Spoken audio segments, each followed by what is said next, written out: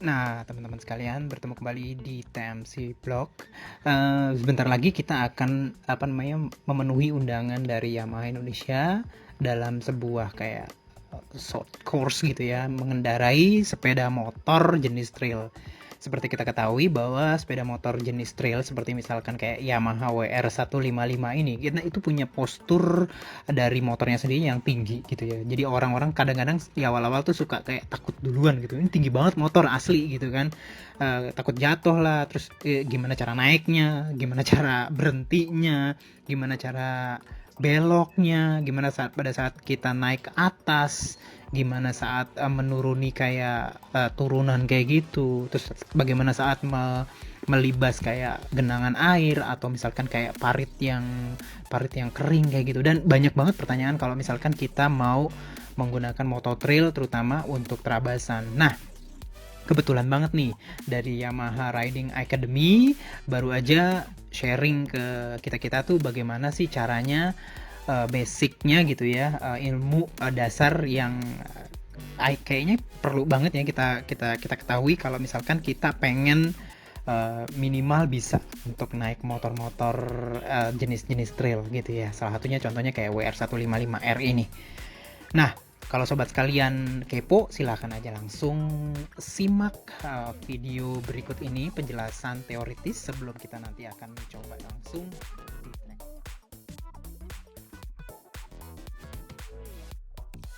Lagi ada beberapa tips juga. Teman-teman pasti udah familiar sekali dengan teknik ini, cuman kita mau ngingetin kalau di acara besok dengan motor WR kita akan menggunakan banyak teknik untuk lean out. Jadi teknik lean out ini cenderung lebih ke badan si pengendara ini yang berlawanan dengan motor. Jadi kalau misalkan kita membelakang motor ke kiri, badan kita cenderung ke kanan dengan meluruskan salah satu tangannya, seperti itu. Image-nya seperti ini ya. Oke, next. Nah, untuk posisi berkendara ya, karena untuk WR ini memang kondisi motornya itu sangat tinggi, jadi teman-teman kami ingetin untuk bisa riding dengan image seperti ini ya. Jadi sikunya itu seperti image-nya bayangannya seperti kita lagi ngepeluk bola gitu. Jadi bukan lurus tapi tangannya sedikit menekuk. Kenapa? Nanti itu bertujuan juga seperti kita tangan kita itu menjadi suspensi untuk badan kita, seperti itu. Selain suspensi udah ada di motor, tapi juga suspensi tambahan dari siku kita, seperti itu. Kemudian untuk posisi duduknya itu bisa center di tengah karena lebih mudah untuk pengendalian motornya. Ya, next. Nah, ini untuk posisi untuk menikung dan juga berdiri ya. Tadi udah disinggung juga untuk posisi menikung ini, image-nya seperti ini nih teman-teman. Jadi yang tak lupa juga itu kita selalu ngingetin juga pada saat riding, untuk teman-teman semua selalu knee grip atau istilahnya ini lutut harus selalu mendekap ke tangki. Kenapa? Nah, ini penting sekali karena sebelum-sebelumnya juga ada beberapa kejadian karena terlalu bersemangat pada saat misalkan melewati jalanan yang tidak rata, kemudian atau lagi uphill seperti itu ya, dengan betot gas yang sedikit berlebihan. Nah, biasanya waktu turun, kalau lutut kita nggak mendekap tangki, itu motor akan goyang atau nggak stabil. Jadi benar-benar kita ingetin buat teman-teman bisa untuk selalu knee grip, melakukan knee grip ini atau mendekap tangki cover seperti itu untuk lututnya, untuk keamanan. Oke, next Mbak. Nah, ini tadi juga udah disampaikan ya, untuk posisi tanjakan badan condong ke depan pada saat tanjakan, kemudian pada saat turunan ini badan juga condong ke sebaliknya atau ke belakang seperti itu.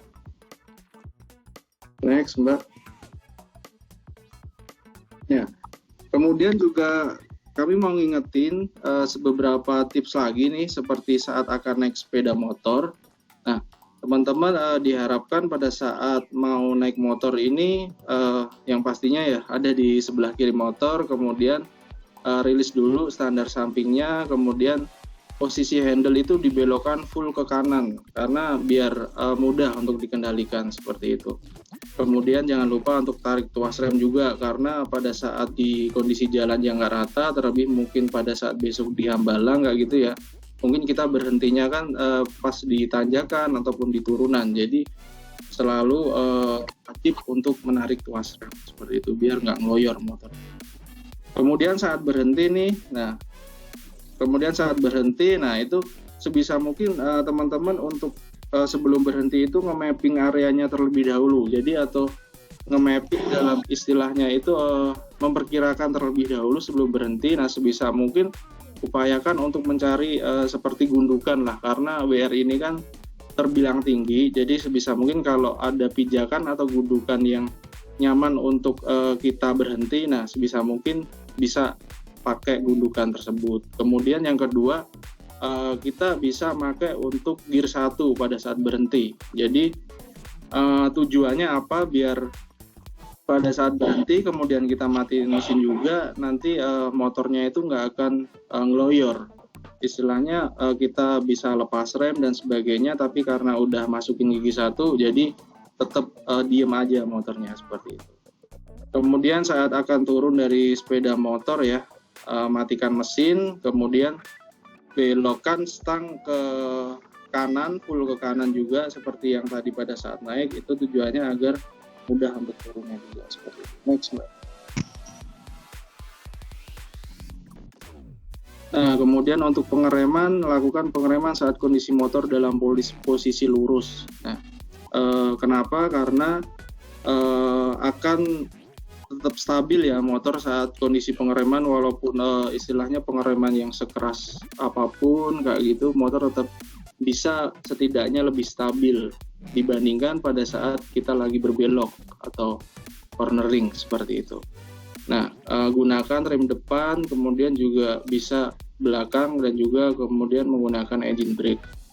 Nah, kemudian lepas rem dan kopling saat sebelum belok. Jadi pada saat udah belok, teman-teman bisa udah tanpa ngerem dan juga tanpa kopling atau overgear seperti itu.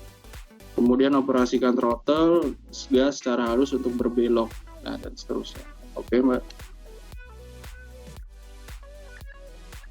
Nah, kemudian untuk jalan berlumpur atau berlubang, teman-teman diharapkan untuk bisa memilih jalur ya.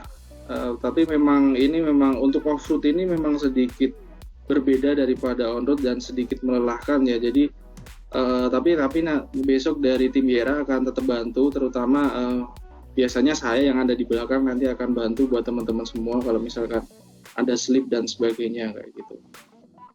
Oke, lanjut, Mbak.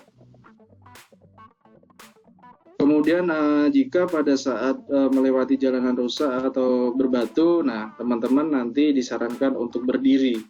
Nah, untuk berdiri sendiri nggak lupa untuk lutut atau selalu untuk grip ya, untuk mendekat tangki seperti itu biar motor terus stabil. Kemudian gunakan gear atau RPM yang tepat seperti itu. Kemudian pada saat berhenti, ini mungkin kondisinya besok pada saat di Hambalang. Nah, di area yang tidak rata, nah itu selalu pakai gear 1. Jadi dimatiin motornya, kemudian kita bisa tinggal dan sebagainya.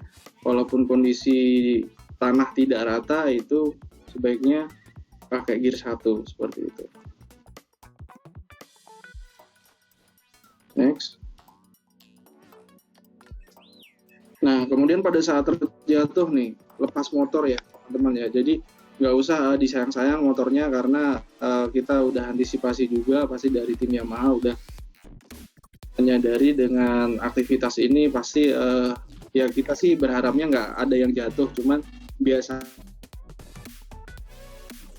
ada seperti itu. Kalaupun memang terpaksa motor nggak bisa dikendalikan dan sebagainya, itu sebaiknya motor dilepas aja.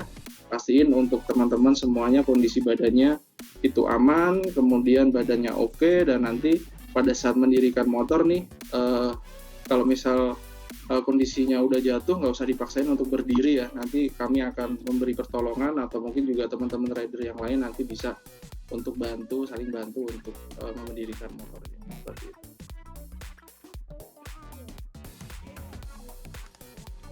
Nah, jadi gitu aja teman-teman sekalian, beberapa informasi-informasi yang diberikan oleh Yamaha Riding Academy mengenai bagaimana sih caranya kita ngehandling motor-motor yang memiliki basis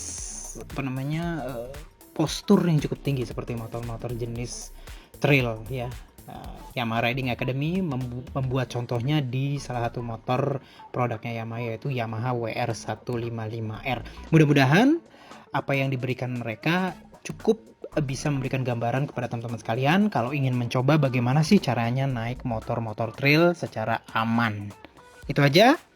Semoga kita bisa bertemu kembali di vlog selanjutnya. Assalamualaikum warahmatullahi wabarakatuh.